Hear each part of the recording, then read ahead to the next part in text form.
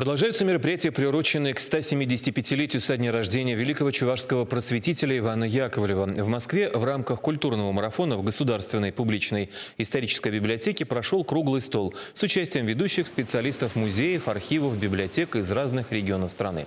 Обсуждались вопросы, связанные с изучением, сохранением и популяризацией педагогического и культурного наследия Ивана Яковлева. Наш круглый стол проходит действительно в рамках марафона, межрегионального марафона. Состоялось первое мероприятие прошло в Чебоксарах 24 апреля. 18 мая мы будем также с коллегами встречаться, обсуждать эти вопросы в Ульяновске. И в сентябре это будет Татарстан. Это те места, в которых работал, жил, учился, действовал Иван Яковлевич Яковлев.